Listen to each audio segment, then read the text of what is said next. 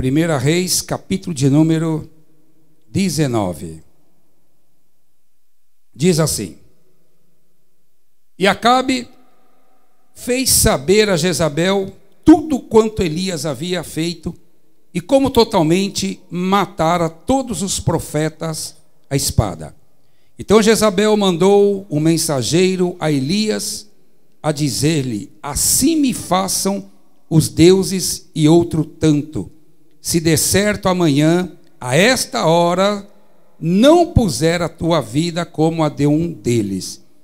E que vendo ele se levantou e para escapar com vida se foi e veio a Berzeba, que é de Judá, e deixou ali o seu moço. E ele se foi ao deserto, caminho de um dia, e veio e assentou-se debaixo de um zimbro, e pediu em seu ânimo a morte, e disse: Já basta, ó Senhor, toma agora a minha vida, pois não sou melhor do que meus pais. Toma agora a minha vida, porque eu não sou melhor do que os meus pais. Queridos, nós estamos aqui entre pastores, bispo, apóstolo, e Deus me deu esta palavra para nós, para a igreja, e nós vemos que nós temos uma certa semelhança com o profeta Elias. Imagina um homem, ele surge no capítulo 17, o profeta Elias, pelos judeus é considerado o maior profeta. Claro que nós temos Moisés como líder e profeta, mas em se tratando de profeta, Elias é o cara. Você imagina um profeta chegar no rei Acabe, um homem que veio já de uma geração que não tem agradado a Deus, disse que era um profeta, um rei mau aos olhos de Deus, rei Acabe, ainda casou com Jezabel, que também adorava deuses da fertilidade. Imagina um profeta chegar neste homem e falar: não vai chover até segundo a minha palavra. E depois ele vai, Deus manda ele junto ao ribeiro de Querite, fica ali mais ou menos um ano tomando água que sai, é um tempo de seca, mas ele é alimentado pelos corvos de manhã e à noite com pão e carne, bebendo água do ribeiro.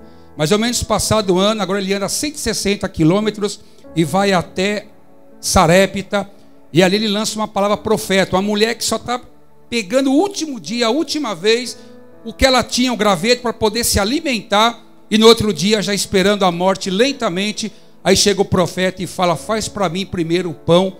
E essa mulher obedece à voz do profeta, e através dessa ordem, essa mulher é abençoada, mas depois o filho dela morre.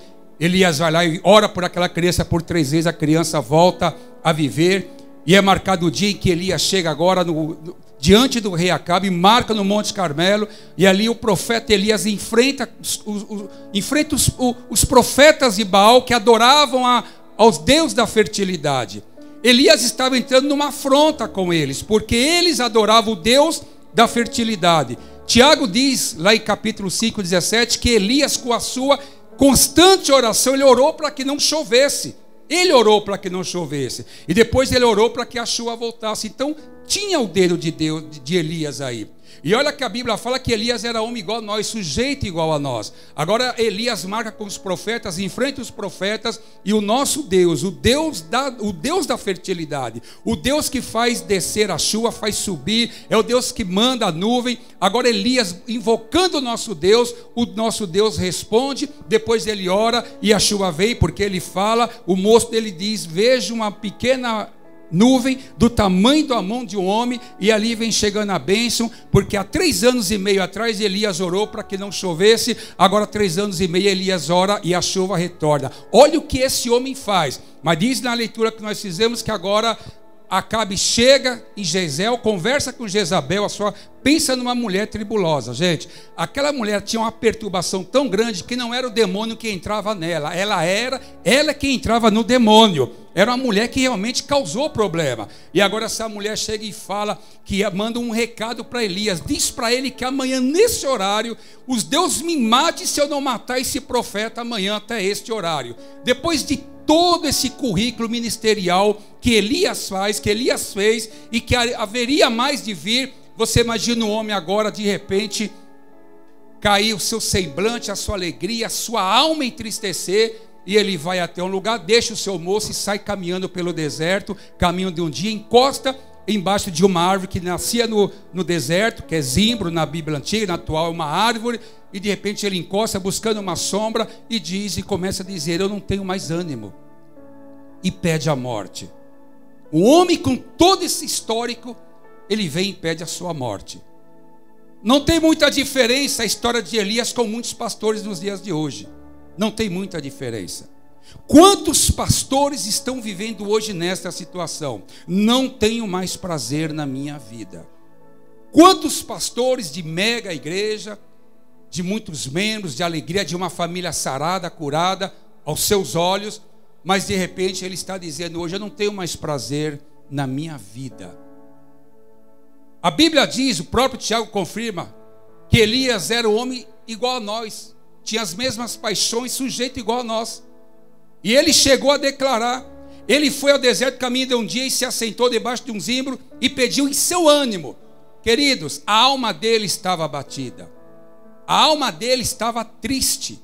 Elias ali não tinha mais ânimo, e ele disse em seu ânimo, a morte. Ele pediu a morte: já basta, Senhor, toma agora a minha vida, pois não sou melhor do que os meus pais. O pastor é solitário, desamparado, só tem cobrança, pouca compaixão da igreja, pouca oração por ele. O pastor mergulha em solidão imensa, em desespero, em mostrar resultados. Existe aquele lado competitivo, aquela aflição, aquela angústia nos pastores, e isso tem mexido. Eu quero trazer uma palavra voltada a você, a mim, a nós. Nós somos de uma visão, trabalhamos em célula, nós temos uma responsabilidade de preparar homens, preparar líderes, mas para que tenhamos líderes, célula sadia, nós precisamos cuidar da nossa alma. Nós precisamos cuidar do nosso corpo. Pastor é corpo, alma e espírito. Não adianta ficar só preocupado com o espírito. Ele tem a alma, ele tem um lado do sentimento. Nós temos que ter, como diz a palavra, a mente de Cristo, está lá em Romanos 12. Para que nós tenhamos, sejais renovados pela vossa mente. Nós precisamos ter essa mente.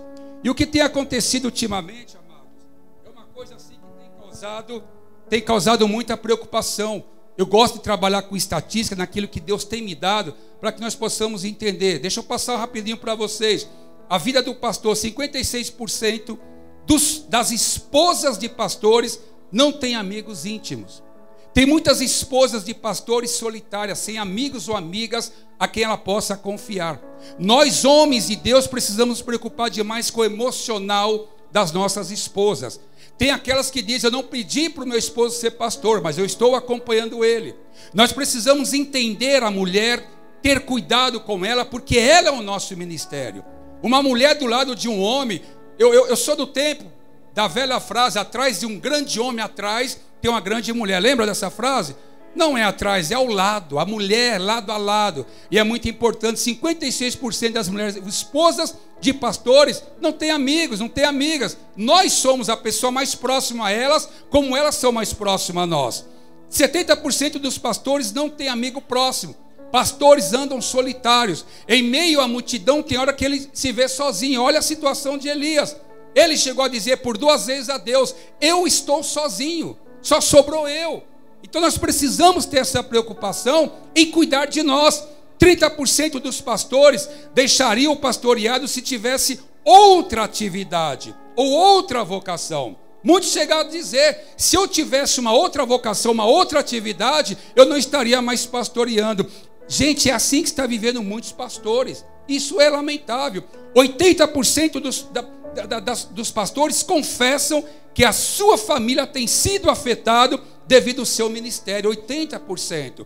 E nós precisamos saber cuidar deles. O seu ministério, o ministério dos pastores, bispo, é 7/24. Trabalha 7 dias na semana, 24 horas por dia. E que hora sobra tempo para sua esposa, para os seus filhos, ou até mesmo para si? Que hora?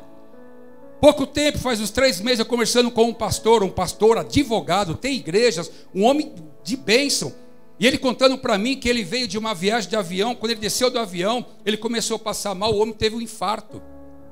Não chegou a ter no avião. E eu conversando com ele, numa reunião de pastores, eu dizia: pastor, Deus me deu autoridade, o senhor precisa viajar, o senhor precisa dar tempo para o senhor. Não, há 8 anos, ele falando para mim como se fosse um triunfo. Há 8 anos que eu não paro, que eu não viajo só na obra. Gente, isso não é triunfo. A mulher dele, eu dizia para ele: pastor, o senhor precisa sair, o senhor precisa espairecer um pouco. E os olhinhos da mulher dele brilhavam, dizendo: isso mesmo, pastor, fala, porque eu via que ela queria, ela precisava também ter o tempo dela. Gente, não é triunfo dizer que eu só vivo na obra. Deus não quer assim. Deus não quer assim. Lá em 3 de João, versículo 2, que é o capítulo, não tem um capítulo, chega a dizer: desejo que te vá bem a tua alma e a tua saúde. Porque se nós não estivermos bem, como que nós vamos tratar da nossa família e da nossa igreja? Lembra de Moisés? Chegou, ele estava lá o dia inteiro cuidando, o sogro dele chegou e falou: rapaz, desse jeito você vai morrer, não vai atender a todos. Faz grupos de 10, de 100, de 1000, qualifica aí e dê pessoas para trabalhar, discipula, cuida deles. Nós somos uma igreja hoje em célula, uma igreja que tem grupos, que cuida um do outro. Isso tira um pouco a carga do pastor. Mas se o pastor não tiver também gás e carga para dar para os seus líderes ou para a tua igreja, quem vai dar? Uma outra coisa que tem acontecido nos dias de hoje é a depressão. Nós estamos vivendo num mundo depressivo. É a chamada doença de 2020 para frente, depressão. E a questão, seria ela um problema espiritual ou um neuropsicológico? Eu sou da época que depressão era tudo diabo. Gente, tudo a gente dava para o diabo. A praia era do diabo, a bola era do diabo, a televisão era do diabo, o rádio era do diabo, a depressão era do diabo. Mas nós temos que saber que tem coisa que não é do diabo. Ele fica até pegando coisas que não é para ele pegar. A depressão tem que ser tratada, tem que ser curada. Por que o pastor está falando isso? Na verdade, quando cai um dos níveis mediadores químicos do nosso cérebro, o qual produz o bem-estar, ela pode ser reativa a fatores psicológicos ou base genética, a depressão.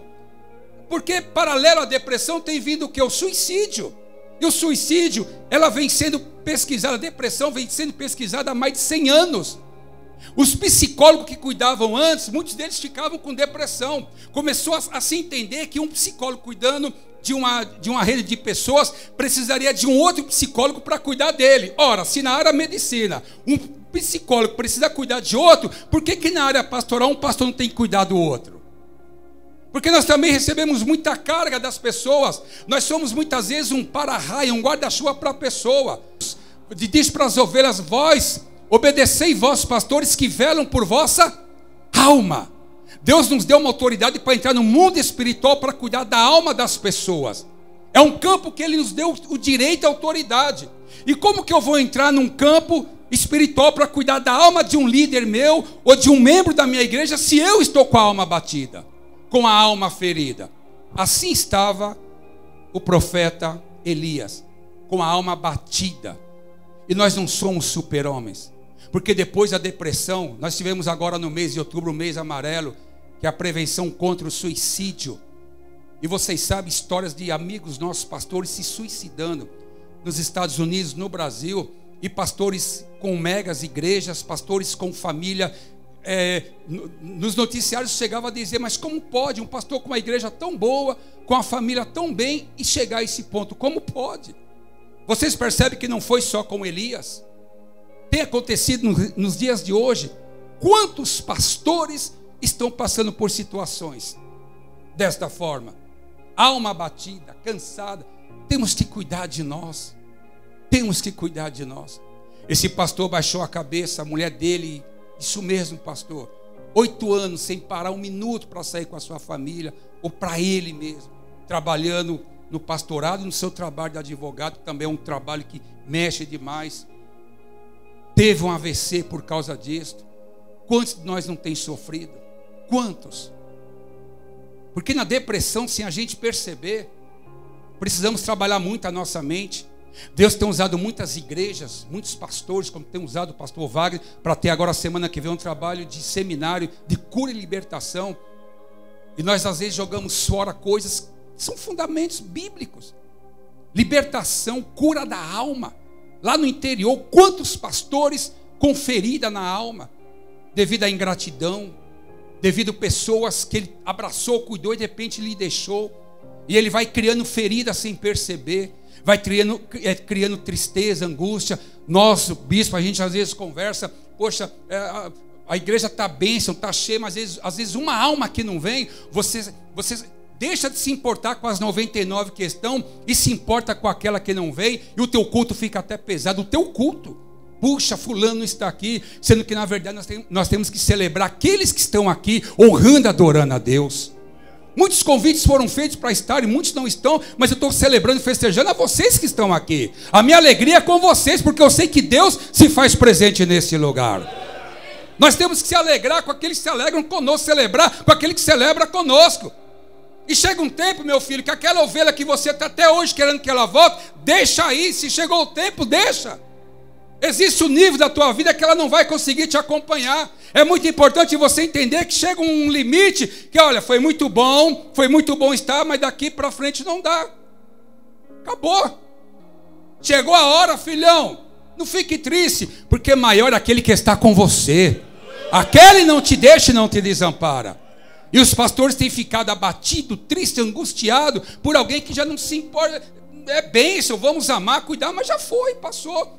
Deus tem novidade de vida para a tua vida, e às vezes nós não pegamos o que há de vir, porque vivemos o que passou. Filipenses 3,13 fala sobre a questão: prossigo para o alvo, esquecendo-me das coisas que para trás ficaram. Acabou, prossigo para o alvo. Se Deus tem novidade de vida para mim, eu tenho que esquecer o que foi e viver aquilo que há de vir sobre esse lugar e sobre a tua vida. E devido a essa depressão, nós temos também o problema do suicídio, porque andam juntos. Depressão e suicídio andam juntos. Uma pessoa depressiva, ela acaba buscando. Nós vamos pensar bem, o profeta Elias acabou entrando numa certa depressão, declínio. Ele parou de visualizar, de acreditar no que Deus tinha a dar para ele, olhando por tudo que Deus fez. Você acha que por uma mulher, ele agora, um recado que chega, imagina, um mensageiro fala, Jezabel mandou dizer isso e isso, de repente vai tudo para água abaixo, gente. Você acha que às vezes por uma situação, às vezes por alguém que chega em você, você vai perder tudo o que Deus tem para lhe dar, por aquilo que a pessoa falou? Não, para trás de mim, Satanás, porque eu sei que o meu Deus, Ele reina, Ele está à minha frente para me honrar e para me abençoar. É assim que nós temos que viver, porque se nós permitirmos a depressão cuidar da nossa vida, vai entrar o desejo de morte, como entrou no profeta Elias. E a depressão e o suicídio andam juntos. 30% das pessoas deprimidas tentaram ou tentam o suicídio pelo menos uma vez na vida. 30% das pessoas que têm depressão, pelo menos uma vez na vida, ela vai tentar o suicídio. O suicídio é um desfecho de uma depressão não tratada. Isso é muito sério. E eles pensam estar matando a dor. Pronto, eu tiro a minha vida, está tudo resolvido. E não é assim, queridos. Deixa eu dar uma estatística para você novamente. O Brasil é o 8º lugar em suicídio. O Brasil é o 2º lugar em depressão. O Brasil está em 1º lugar em ansiedade. É o país mais ansioso da terra, o Brasil. E a capital de São Paulo, metropolitana, em termos de capital, é a capital mais doente, mais depressiva de todo o mundo, o estado de São Paulo. E aí eu penso, quem vai cuidar desse povo aí fora? Somos nós. E como nós temos que estar?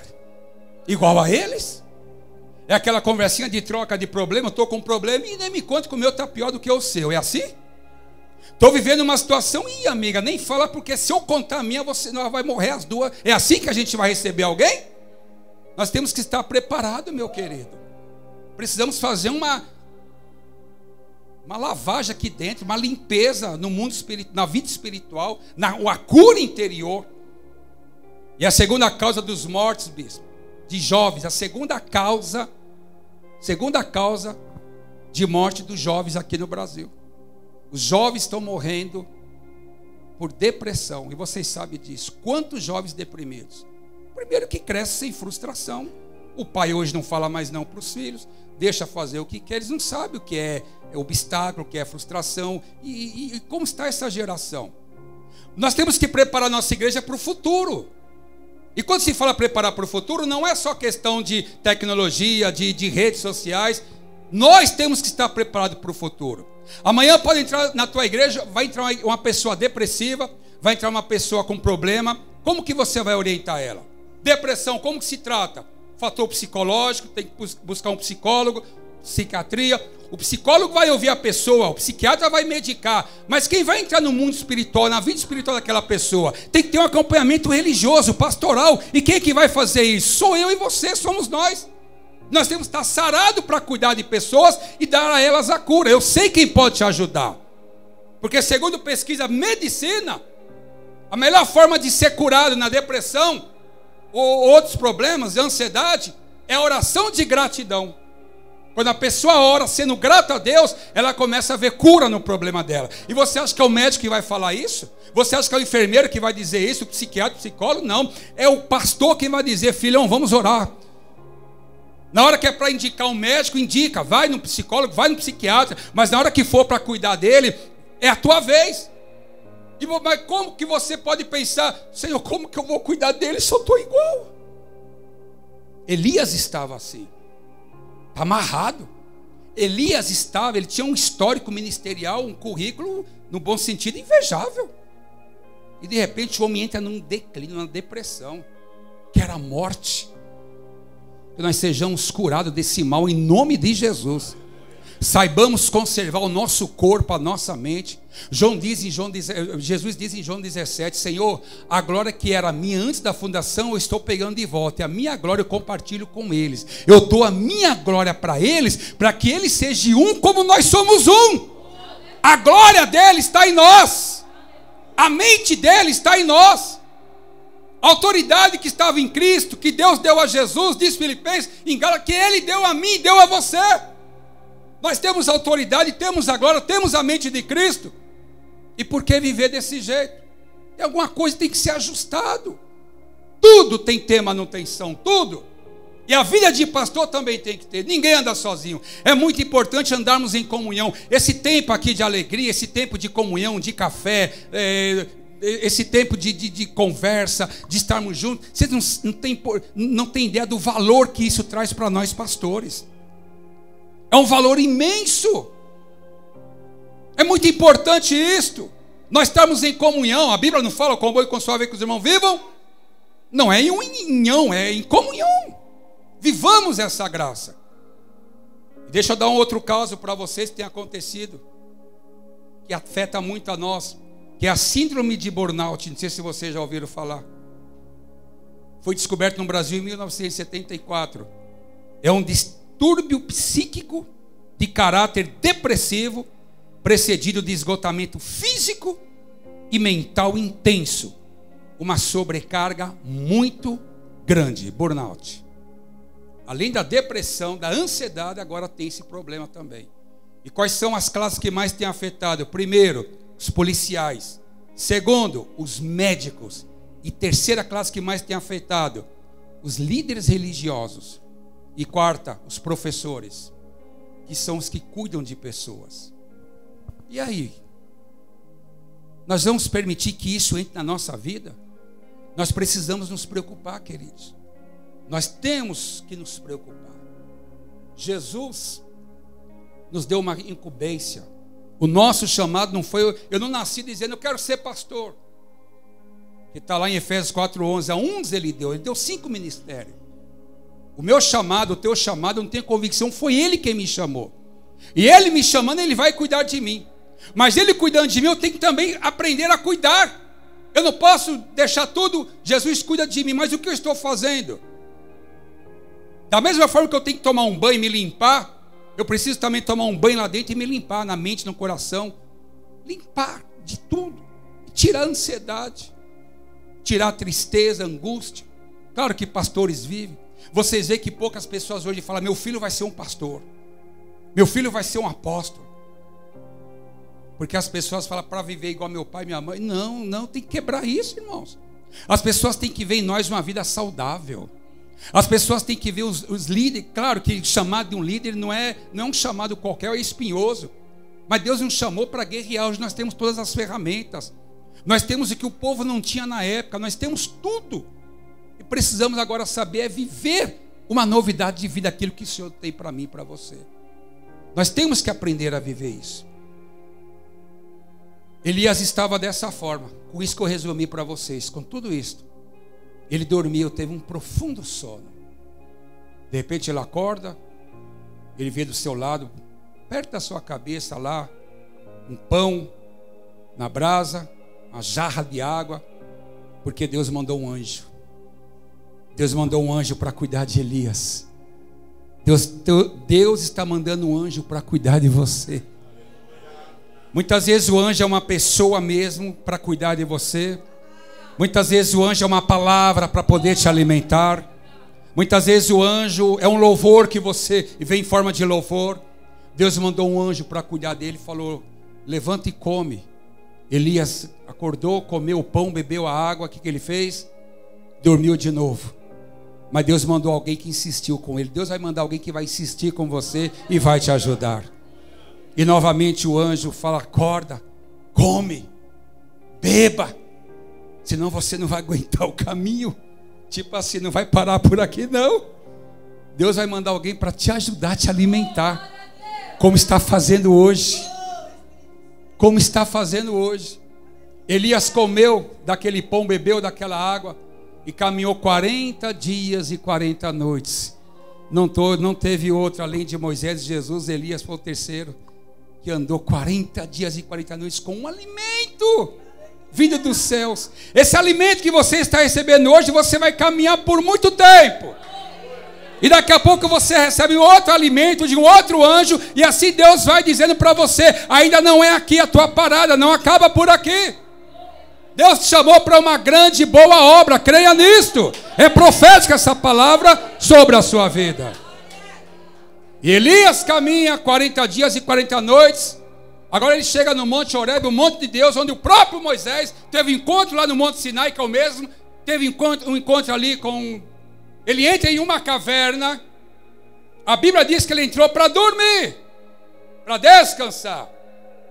Mas de repente vem ali com Elias a voz: Elias! Não é o senhor não.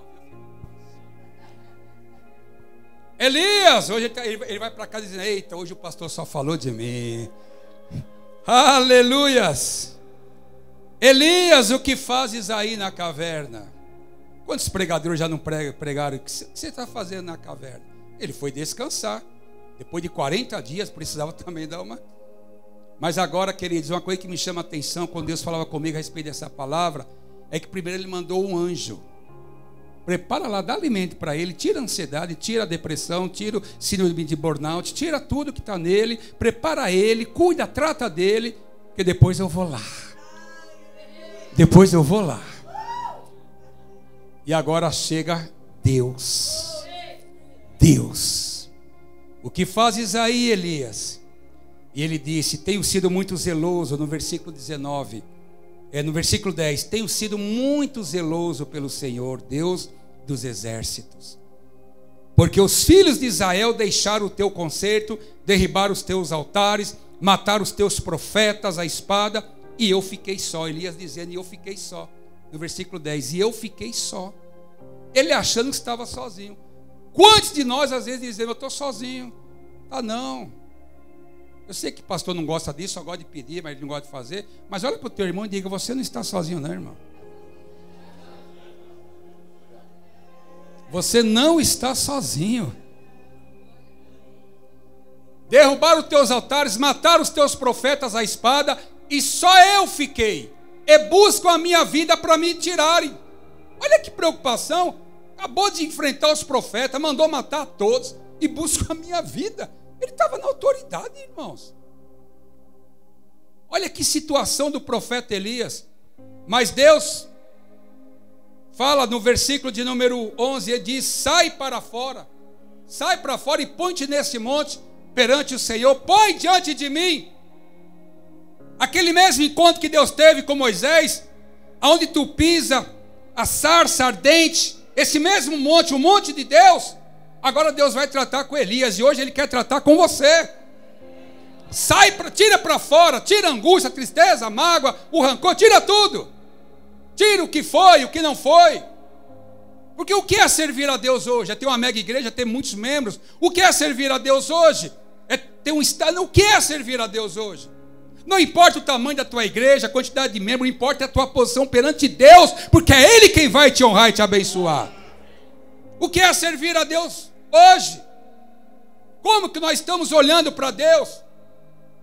E Deus diz: põe-te em pé perante o Senhor. E eis que passava o Senhor, como também um grande e forte vento.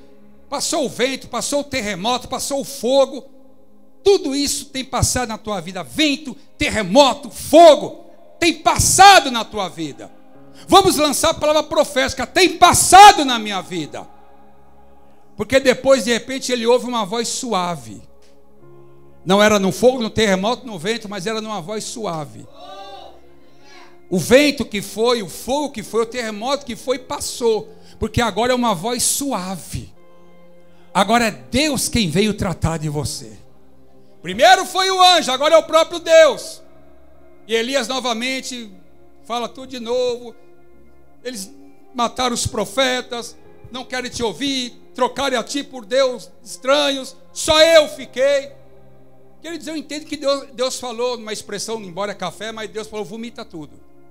Põe tudo para fora, fala o que está dentro de você. Deus fez igual um psicólogo, não falou nada, só ouviu. Igual muitos pastores que muitas vezes, porque a gente mesmo não fazendo a faculdade de psicologia, a gente acaba se tornando um psicólogo.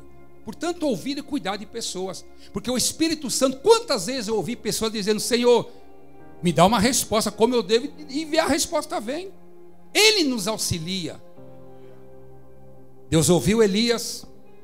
Depois que Elias falou tudo o que tinha que falar, no versículo 15, depois que Elias pôs tudo para fora.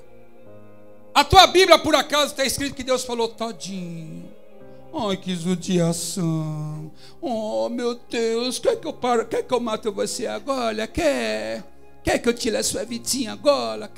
Foi isso que Deus falou? Foi isso que Ele falou? Você quer vir molhar comigo agora? Foi isso que Deus falou para Elias, gente?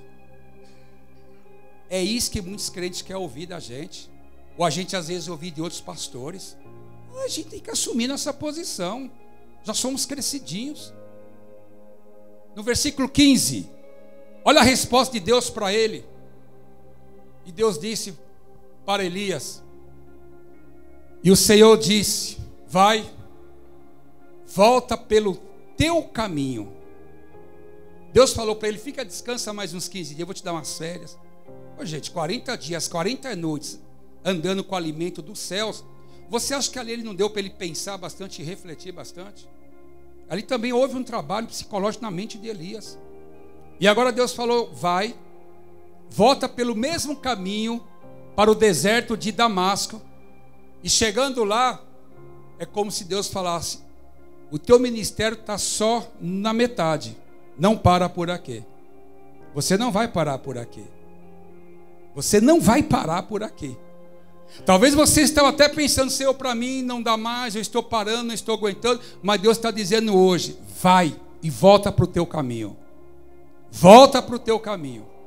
Pega o caminho de Damasco, chega lá, unge Azael, rei da Síria, Jeú, rei de Israel, a qual depois veio matar Jezabel, e unge Eliseu como profeta, a quem vai o seu sucessor mais para frente. Mas você tem essas tarefas. Deus não disse para ele: para por aqui o teu ministério, mas deu a ele incumbência. É o que Deus está dizendo hoje: não vai parar o teu ministério, Ele está te dando incumbência. Você tem mais coisas a fazer em o nome do Senhor Jesus Cristo. Deus está lhe chamando para uma grande e boa obra. Ele vai te renovar e te fortalecer. É Ele. E assim fez Elias. Preparou Eliseu e tudo. E você sabe o final da história. Deus mandou um Uber celestial. Chegou uma Uber, carro de fogo. Falou: agora, de muito tempo, mais para frente, agora você vai descansar. E veio o carro de fogo e levou Elias. Mas na hora de Deus, não na hora dele. Na hora dele seria aquela hora, mas na hora de Deus é muito mais. Talvez a tua hora é hoje, amanhã é essa semana, talvez a minha, nossa, mas a hora de Deus é muito mais além daquilo que o teu olho não viu, que o teu coração não sentiu, que tua boca nem tem profetizado, que nem chegar no teu ouvido. É o que Deus preparou para você, meu irmão. Recebe esse alimento dos céus. É o que Deus tem para a tua vida. E assim se foi, meu querido. O ministério de Elias foi concluído no tempo de Deus, não no tempo dele. E assim será o teu chamado e o teu ministério, porque Deus tem coisas boas para lhe dar. Deus tem coisas boas para dar para mim e para você, muito além daquilo que nós imaginamos. Quantos anos nós pregamos Jeremias 33, clama a mim, responder-te-ei, coisas grandes e firmes que não sabe. Muitas vezes a gente lança essa palavra, mas a gente mesmo não pega. Coisas grandes e firmes que não sabe. E para encerrar, meu querido, eu quero deixar um relato aqui do pastor Estevão Fernandes. Não sei se alguém ouviu. Esse ano ele ministrando pastores, discipulando pastores, Josué Gonçalves. E ele fala que ele foi visitar uma ovelha muito preciosa no hospital. Não é o Estevão Hernandes, é o Fernandes, que é lá de João Pessoa Batista. Ele foi visitar uma ovelha muito preciosa em um hospital. Ele começou a passar mal. E ele achou estranho, porque ele falou: minha esposa é nutróloga, é nutricionista. Eu me cuido, a gente caminha. Tudo que eu quero comer, ela não deixa. E o que eu não quero, ela manda eu comer. Ela disse que a mulher dele chega a dizer que a fruta é de Deus, mas o suco é do diabo. Então ele vive assim, refém dela. Então ele falou: me cuido. E eu, dentro de um hospital, fui visitar uma joia preciosa, uma ovelha. Eu comecei a passar mal. E uma enfermeira da Assembleia de Deus falou: Estevão, quem sou eu? Ele chegou a dizer que lembrou da mulher lá de Naamã, quando manda ele se lavar. Quem sou eu? Por 3 vezes a enfermeira pediu: vai fazer um exame. Ele: não, mas vai fazer o exame. Ele foi fazer o exame. Ele disse que de repente, depois ele acordou, sabe onde? Numa cama da UTI, porque teve um infarto dentro do hospital. Dentro do hospital ele teve um infarto. Ele acordou e viu lá a enfermeira, a esposa: ai, você teve um milagre, você teve um infarto dentro do hospital e graças a Deus você está bem. E ele relata algumas coisas que eu fiz questão de marcar. Um pastor com uma saúde perfeita teve esse infarto. Agora, um motivo: estresse. Pastor, estou dizendo porque ele... Ao longo da nossa vida somos submetidos a experiências de dor, sofrimento, tristeza, decepção, que vêm envolvidos de coisas graves. Pessoas nos maltratam, nos ferem, nos enganam, nos traem, e você finge que perdoou, que esqueceu, e na verdade nunca perdoou e não esqueceu, e nem esqueceu. E isto vai se acumulando em forma de gordura emocional em suas artérias pastorais. Quantos pastores estão com esse problema? E isto vai se acumulando em forma de gordura emocional. O centro das nossas emoções. Gente, isso é muito sério, nós temos que cuidar disso. Nossa saúde, nossa alma, nosso emocional. Precisamos cuidar. Se a gente não cuidar, ela vai se tornando gordura emocional dentro das artérias pastorais de muitos homens. Um pastor ansioso, sofrido, gorduroso por dentro, pode estar à beira de um infarto. E quantos pastores não têm tido infarto sem saber que a razão é isso? Síndrome de burnout, o problema de depressão, de queda, parei, não aguento mais. E na verdade está precisando de um amigo, de uma cura, de um momento desse, estarmos juntos, nos alimentando. Nós precisamos de um lazer, de estarmos uma hora todos nós juntos, sairmos juntos. Isso é necessário. O pastor não pode se isolar. Muitas vezes a gente se isola, sem necessidade. E isso não é justo, não é legal. E o que me chama a atenção, já encerrando, foi que uma médica plantonista chegou nele, uma médica, e falou: escuta, porque ele estava numa UTI muito seletiva, e a médica disse: aqui tem 3 pessoas nessa UTI, 3. A senhora que estava ali morreu essa madrugada, faleceu, a senhora, ela morreu. Ali está um pastor, que é da Assembleia de Deus de João Pessoa, está um pastor à beira da morte, e o senhor operado que acabou de receber um milagre. 2 pastores numa UTI onde tem 3, 2 eram pastores. E essa médica disse: eu não sou evangélica, eu sou da cultura oriental, mas ela fez uma pergunta para ele que deixou ele muito encucado, e foi que ajudou muito ele. Ela perguntou para ele: o que há de errado com os pastores? O que há de errado com os pastores? Nós precisamos nos cuidar, queridos. Nós temos o altar, temos uma responsabilidade, mas nós somos corpo, alma e espírito. Nós temos também sentimentos, nós temos coração. E se a gente não se tratar, não se ajudar um ao outro, quem vai nos ajudar? Quem? E foi assim, queridos, que isso mexeu com ele e tem que mexer conosco. O que há de errado com os pastores? É um chamado. E eu sei que quanto mais amor à obra a pessoa tem, mais ela sofre. Quanto mais ela é apegada, apaixonada por Jesus, mais ela vai sofrer. Mas nós temos que administrar esse sofrimento, esse momento, porque nós temos que cuidar de nós. Nós precisamos cuidar destas pessoas. Muitas ovelhas chegarão à tua, minha, nossa igreja. Muitas pessoas chegarão pedindo socorro. Como nós vamos ajudá-los? Se nós não estamos sabendo ajudar a nós mesmos. Nós precisamos nos tratar. E foi esta palavra, Elias foi tratado. Quando o psicólogo, o psiquiatra, o médico ou alguém não puder, Deus sempre vai mandar um anjo. Ele entra com recurso. Quem é de família se agrega mais ainda. Não abra mão de fazer uma viagem com a sua família. Não abra mão de sair com seus filhos. Eu desde que meus bebês eram pequenos, eu sempre passeei, levei eles para viajar. E até hoje, meus bem maior viajam comigo, porque aprenderam isso. Minhas filhas, o genro, o neto, eles fazem questão da gente reunir em família, sabe? Preparar aquele almoço, fazer aquela coisa. A minha esposa, ela é tão zelosa que quando ela vai fazer almoço com os filhos, às vezes ela pega foto, né, Karina? Ela pega a foto lá na nossa área, põe na foto dos bebês pequeno, grande, ela prepara o ambiente. Isso é família.